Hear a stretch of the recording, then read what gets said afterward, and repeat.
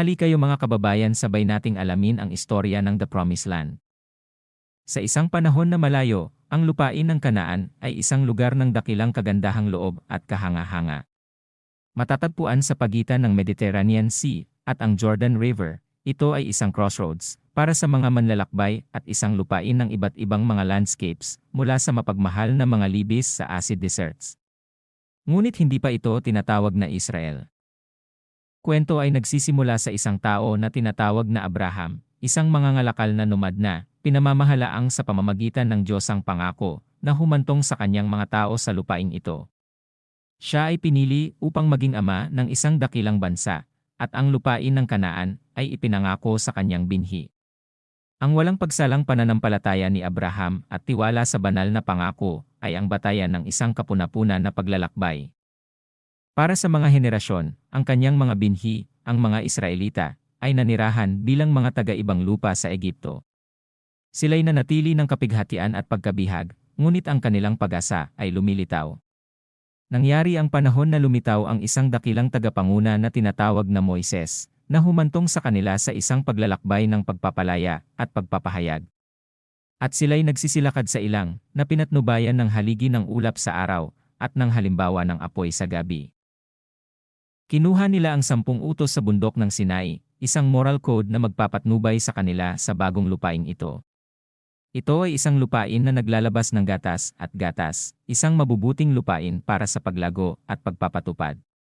Ang lupaing ito ay naging kanilang tahanan, isang lugar kung saan kanilang itinatag ang kanilang identidad bilang isang bayan. Gayunman, ito ay hindi isang kwento na walang kanyang bahagi ng trials. Ang mga Israelita ay nakaharap sa mga pakikibaka, paghihirap at pagbabalik. Sila'y nagtayo ng isang dakilang templo sa Jerusalem, isang espiritual na sentro para sa kanilang pananampalataya. Sila celebrate ang mga tagumpay at sumisigaw ang mga paghihirap, palaging nagdala sa kanila ang mga pakiramdam ng kanilang mga magulang.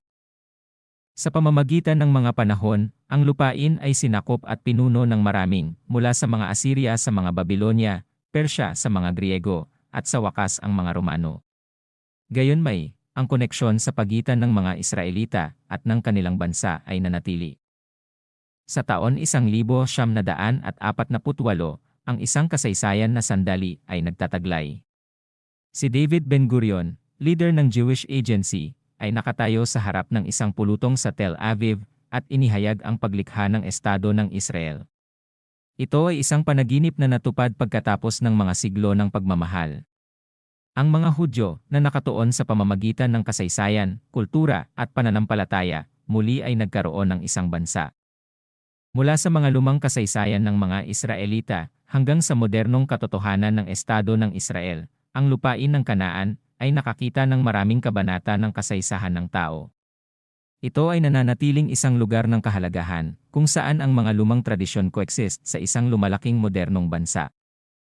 Ang kasaysayan ng Israel ay patunay sa pagdurusa ng isang bayan at ang kanilang walang pagsalang kaugnayan sa lupain na kanilang tinatawag na tahanan. Ito ay isang kasaysayan ng pag-asa, pangako, at ang paniniwala na ang ilang mga pakiramdam ay binubuo sa tangka ng lupa mismo.